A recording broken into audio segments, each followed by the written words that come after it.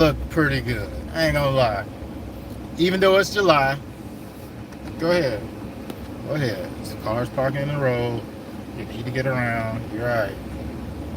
I hate when cars park in the middle of the road on a busy highway or busy street. Anywho, it seems like this part of July, every lawn, I'm flipping my camera around. Every lawn pretty much looks pretty decent as far as the growth. Even the lawns that was looking pretty rough. Like by July, all of them be looking, if they're gonna look good this season, they look good in July. Even if they were struggling in, it might have been struggling in March, it might have been struggling in April, May, June, but definitely by July, a lot of these lawns start to look pretty good, pretty healthy, because they're growing the fastest that they can grow throughout the full year. July, August, and September, it actually starts to slow down a little bit. In October, it slows down a bit much more. But by July, it seems like a lot of these lawns look pretty good. Look pretty good. Right now, I'm in the process of, I just was chopping it up with one of my brother-in-laws. He's in town checking on one of his properties, and just chopping it up with him. Look at this, they got development going on everywhere. Right at Monk's Corner. I can't wait till that get built. I like new opportunity, new development, new builds. Shows that there's a lot of growth happening in the area. But yeah, just chopping it up with my brother-in-law for a little bit, catching him up with what's going on in the city. He's been in Georgia, he's been in Atlanta for about, I don't know, it's been a few years now. He stayed in the Charleston area for about 10, 11 years. Then he's been in Atlanta for about 4 or 5 years, about 4 years. Yeah.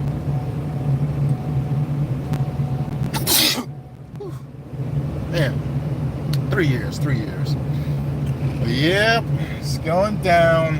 I got to get my back of my trailer cleared off. I mean, my truck. I'm supposed to go to the dump today to take pallets that I've been accumulating at my home, because I used to want to repurpose them all. But do you like frogs? Frogs are cool. Yes. Everything serves a purpose, parrot.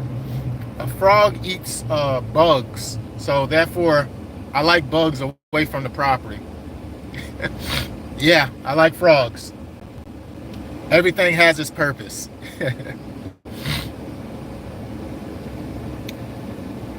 You have pet frogs? Well, cool for you, man.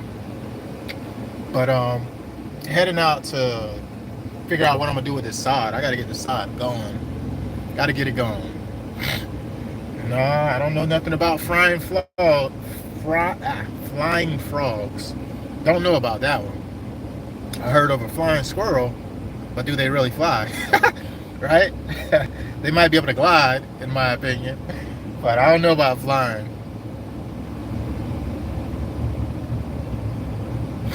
Oh man. But yeah, there's a lot of new development going on. A lot of lawns being put in. There's a lot of work for me as a contractor to do, especially with a lot of the new builds. Now, I do want to get credit to one of these new subdivisions that I've seen recently. I went out into one of these new construction properties, and they're actually putting down quality soil. That's not typical, and that's usually the number one complaint about a lot of the Lennar or Ryans, etc. And they're doing pretty good about getting that done. I just passed by police and I ain't got my seatbelt on, nor do I have my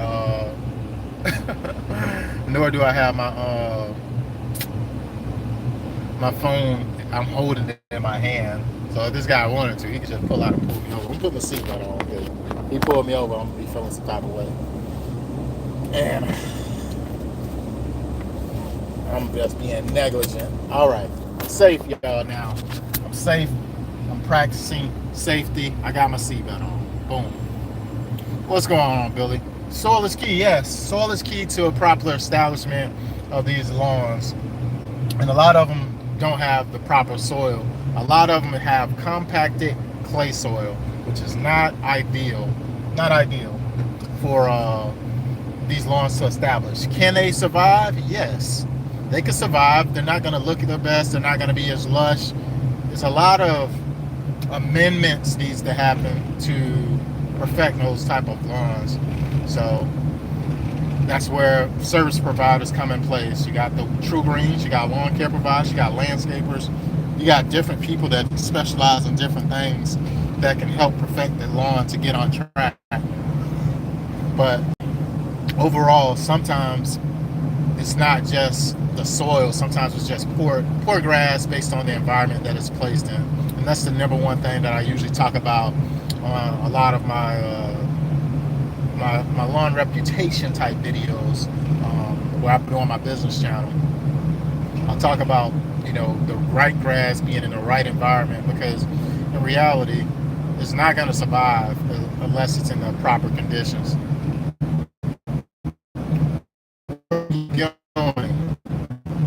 Hi, what's going on, Parrot? What's going on, Billy? Fly and glide through the air. I don't know, man. He's Parrot telling me that there's frogs that fly. I don't know about that. That's debatable. I haven't done my research. It's a new day and age. I hope you haven't seen no AI where they show a frog flying, but I don't know about no flying frogs.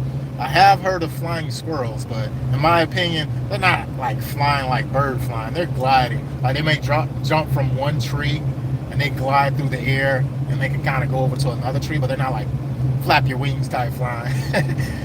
But back to what I'm talking about. I like to read the comments and talk a little bit with y'all and let you know I'm here and I'm actually being able to see what you're talking about. But back to what I'm talking about as far as grass.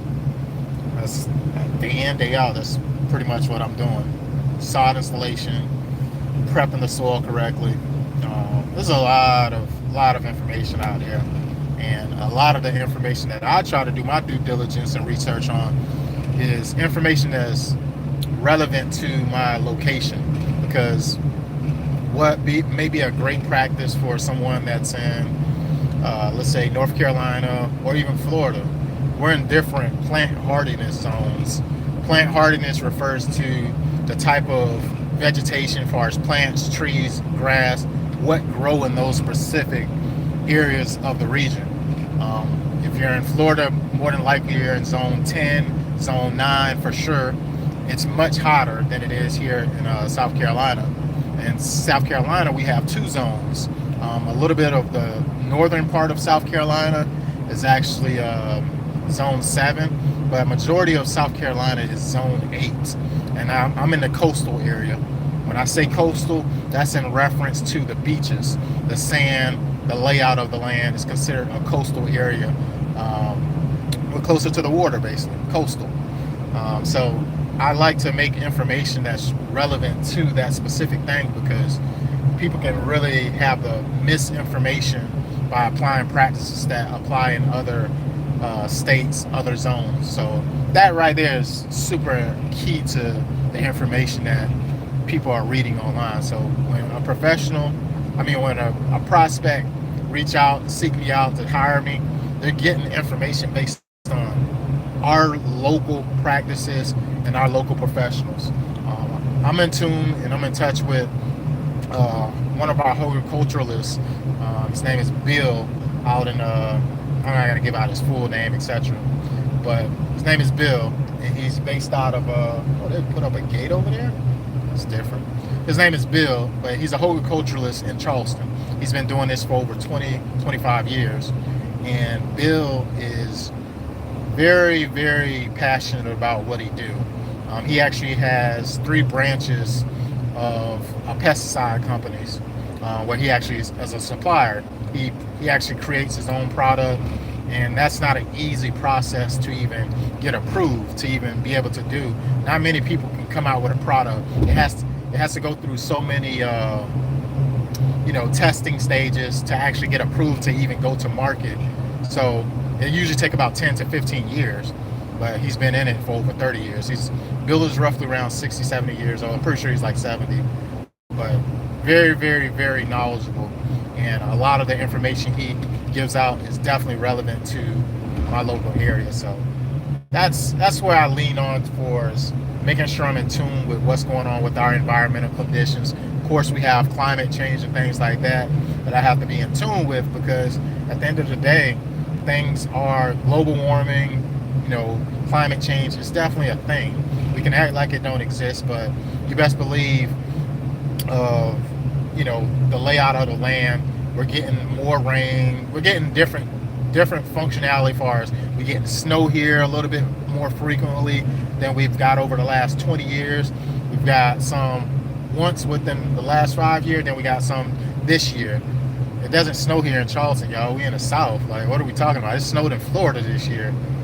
Northern part of Florida. It's definitely snowed in Georgia. So we can act like climate change is not a thing, but the reality of it, it is a thing. So I try to just be in tune with, not to say nature, but just the weather patterns and what goes into it as it provides to what I'm doing out here in the field. Like, for instance, what I mean by that is, being that it's snowing here, right? It's snowing in, let's say, I think it was January, February when we caught some snow. Who's to say in the next 20 years from now that it'd be a consistent thing that we actually have like a snow winter? I don't know. We don't know. But it's one of those things that that's kind of be in tune with. And if that becomes a thing, if the climate, if this region becomes a little bit more zone 7-ish per se, instead of it being, hotter summers, and maybe the summers may not get as hot. Maybe it starts to be a little bit more cooler throughout the year. Who knows? We don't know what the next 5 to 10 years hold when it comes to the environmental changes. So I just like to be in tune. He has a radio station, the guy that I'm talking about, locally, and it comes on every Saturday and Sunday, and he's just talking about plants, he's talking about grass, he's talking about pests, he's talking about everything that a homeowner needs to know as it applies to the local area. He's doing his thing. I love it. I wish he had a larger platform, as far as him being able to have a podcast, or even just consistent YouTube videos or something like that to educate the low country. I really wish that was a thing. And I don't know, that might be something I need to say, hey Bill, man, what is going to take for me to get you on and do this here? Because he's already doing the thing, right? He's already doing radio every Saturday. All you got to do is document it and post it on a different platform, so it's readily available to consumers in the low country, because it'll be an easier access point to let them understand what they need next. But pretty cool. I got really good relationships with a lot of the people at his locations. He know well of me, of course. Pretty cool, solid dude. Definitely about his business. But I'm just talking about the landscape world, far as sod installation, grass, and where it's going over the next few years. But I don't think it's going to change significantly. I think it'll be something that probably may take, like I said, 20 years to actually be a whole totally different environmental conditions. But I don't think it's something that happened overnight. Like, oh, can we grow Kentucky bluegrass, fescue, anything like that? I don't think none of that's happening no time soon. I think it's going to stay pretty warm season grass for a long time. But I am in the process of creating these videos. I'm making 4 categories of videos, and it's basically for my Lawn Reputation channel. And basically, it's talking about all the zoysia grasses, every single one, and it's actually doing a comparison of the grass blade, the difference. I actually created a chart where the pros and cons of each of the grasses. It's on a whole chart, but I'm gonna talk about them individually first, and I'm gonna check off the boxes, like if it's drought resistant, or if it's pest resistant, as far as chink bugs, disease resistant, like stuff like that is pretty important for consumers to know, because it's a hard spot when they're trying to choose what they need for their property and not understanding the cons of choosing the wrong one, how much it can cost them in the long term. And it, from a professional standpoint, it's my job to provide them with the most information that's relevant to their situations. And based off of just the videos that I create, they can kind of stop and, hey, well, check this box off, check this box off. Okay, this is probably a better idea for me to go with something that it fits this description. Yes, I got 4 dogs. Yes, I got oak trees and magnolia trees in my backyard.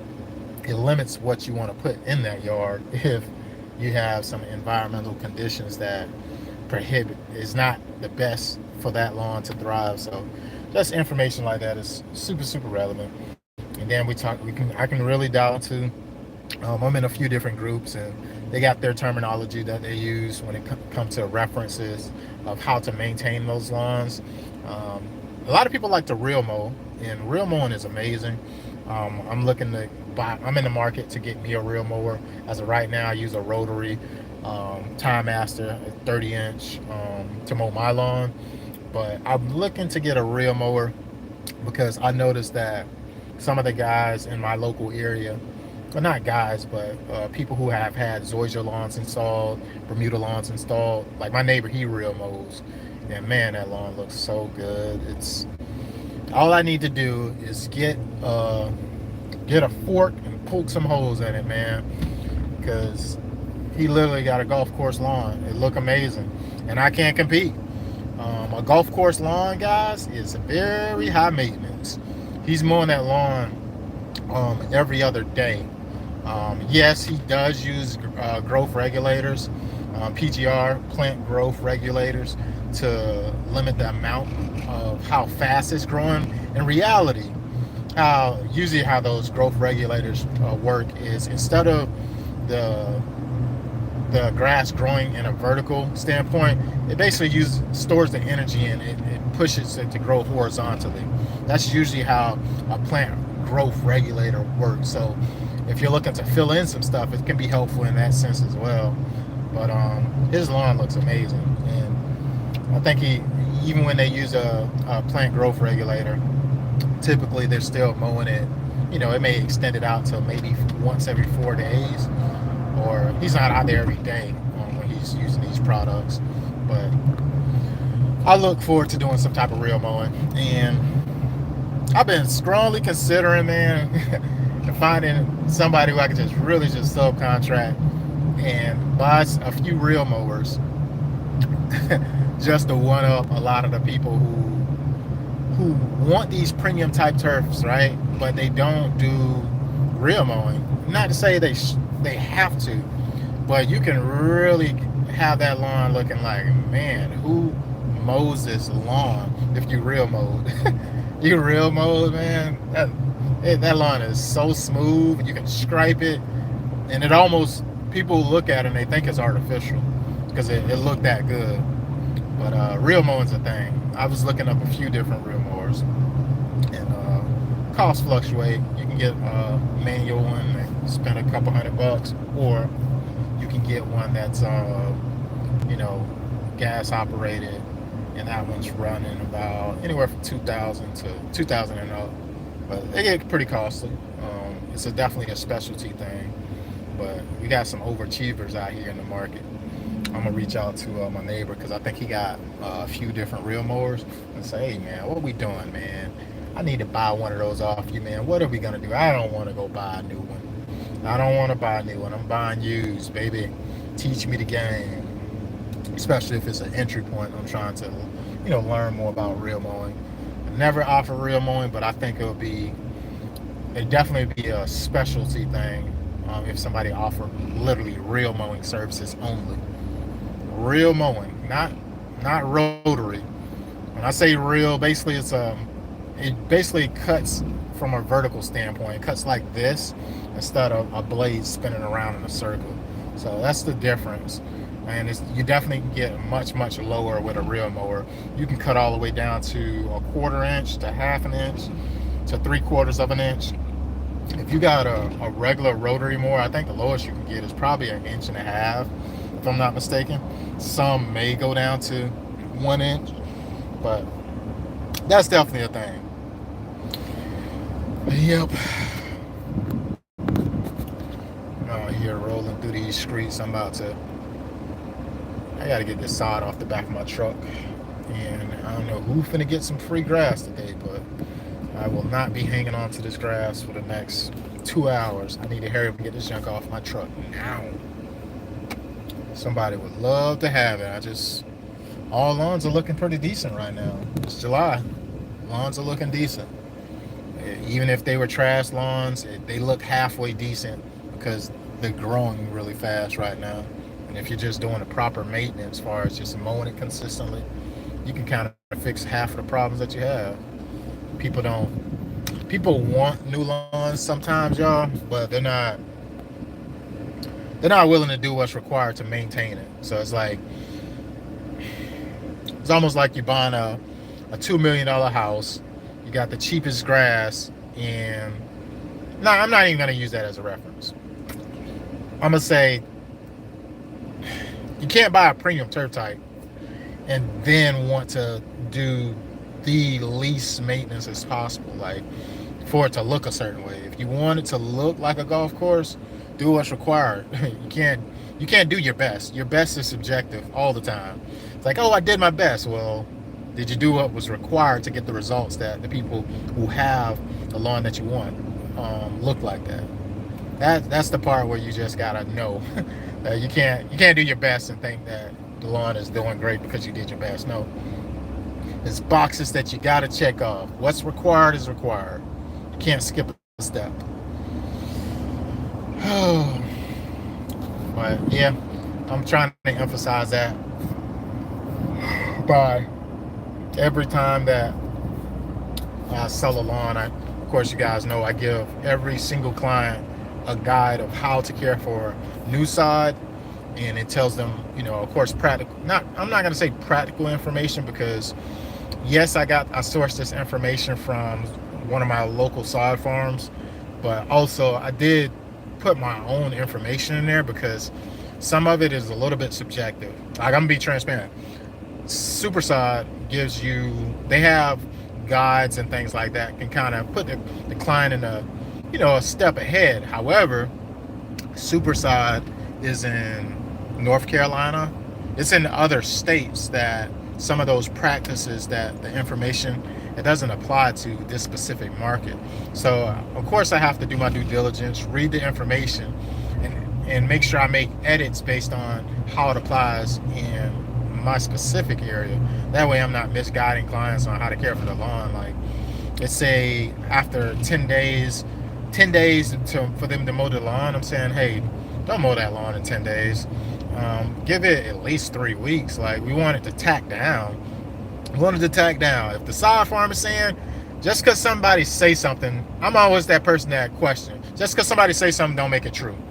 Do your own research to know that it's actually correct. Sometimes you don't want to double check everything. It's just, there's so many different farms, so much different information, and I need to make sure I'm giving out the right information, period. But anywho, proofreading the information before I edited it, and made my own forms to where I send it out to the clients. And it's been working out really well thus far. And it keeps me and the client on the same type of page, as far as us both knowing what applies to their specific lawn throughout different parts of the year. It's July, then you have fall. I give them an annual care guide for the specific grass type that they have. So if they have North Bridge Bermuda, or if they have Celebration Bermuda, it's specifically tailored for their grass type. It's not, not for a St. Augustine. It's not generic information. Every single guide that I have is different. And like I told you, we have over almost 20 different grasses in my area.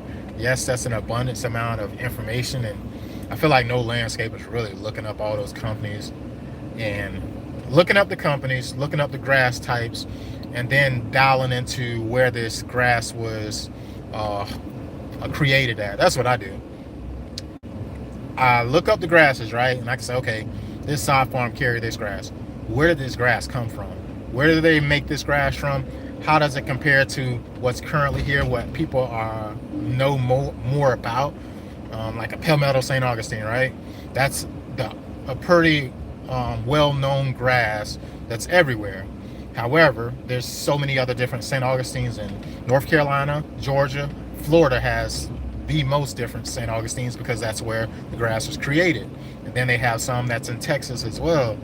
But finding where the science of that grass, that's what I like to understand. Give me the science of the grass. That way I can give valid information out, and I'm not going off of information that was, let's say, not amended, but what's the word for it when the information is changed based on, what's the word?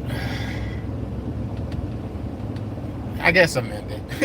I guess the information can be, translated to fit whatever business is trying to make it apply, whatever. They change up the verbiage. And when you start to change up the verbiage, sometimes if you get too far away from it, it can be a misrepresentation of what the actual grass characteristics and stuff like that is. So I do my own research and I dig into it.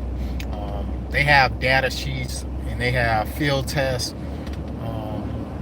that you usually can, it's, yes, you got to go to like the Texas A&M, you got to go, like, for instance, Tamstar St. Augustine is Texas A&M. That grass was developed in Texas. That's their cultivar. So some of the names are even relative, hence the name Tamstar. Texas is known as what? The Lone Star State. So some of these grasses have references, so you can know where it originated from. And also you have something like a St. Augustine. They have a Floratown. Floratown. So there's a lot of different things that I geek out about, but I try to do my homework on this information because I don't want my client trying to do all this information. I'm saving them time. So when I go to a property, I'll tell you, I'm dialed into what exactly environment I'm going into, and I'm studying the environment. All right, do they got drainage issues? Is it gonna puddle over here? Okay, what type of weeds that's gonna go survive in this type of property conditions? Okay, what can I like? I'm looking at a lot. Do they have irrigation?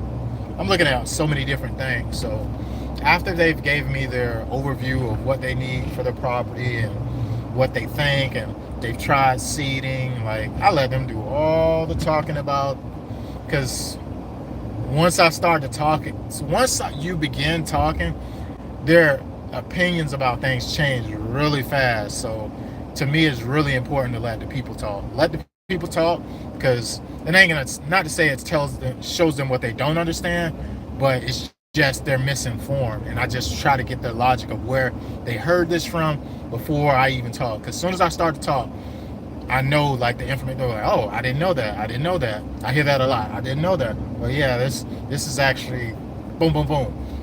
I hear that so much because people can be easily misinformed by, information that's being put out at, at scale, because we got AI now.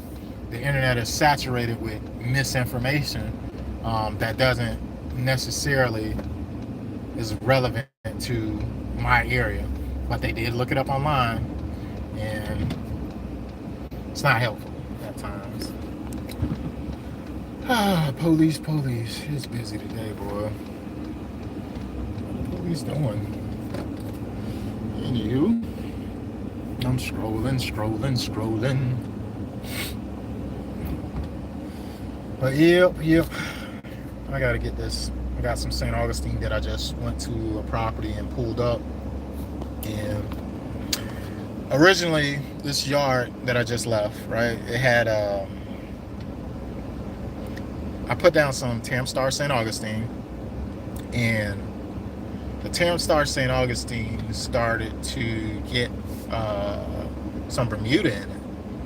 So I was like, you know what? I don't want this grass having even established yet. I don't want this Bermuda to become dominant in this area. But what plays at my that what helps me is the conditions of the property. So St. Augustine grass is gonna outperform Bermuda when it comes to shade conditions. So I'm not necessarily worried about this Bermuda taking over. However, I should be still considerate of how can I eradicate that Bermuda out of that St. Augustine, because I don't want it to dominate a specific space of that new grass that I put down. Because in reality, a weed is defined by what someone does not find appealing in their landscape. So if I see Bermuda in my St. Augustine, that can be considered a weed. If I see zoysia in my Bermuda, that can be considered a weed. Like anything that someone does not want in their landscape pretty much can be identified as a weed when it comes to vegetation.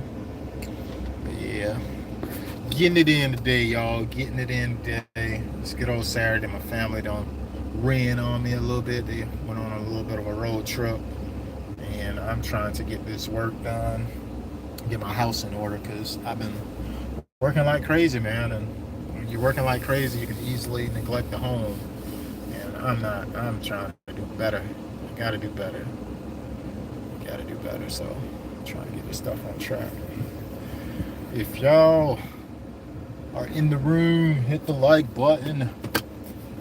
Just on a little bit of a ramble for a good old Saturday. Just rambling a little bit.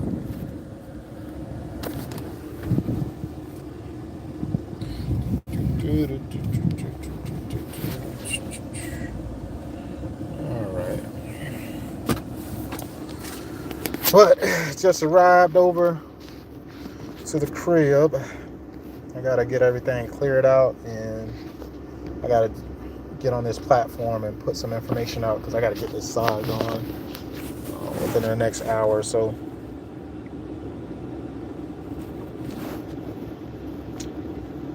Yep.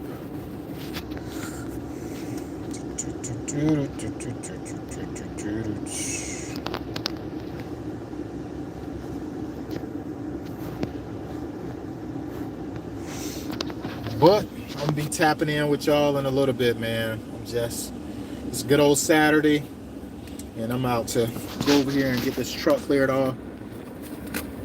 I might have y'all hang out with me for a little bit. Let me see what my battery's on. Unfortunately, my battery's on 10%, and I could have had it on the charger the whole time. The charger right here, y'all. I done did all this driving. Didn't have my phone on the charger. Go put me a cotton shirt on, because as you guys know, I hate working in polyester, even a dry fit shirt sometimes. I like cotton. Cotton on my skin feels great. I'm comfortable with that. I don't like that oily feeling of a polyester shirt. I hate it. What's going on?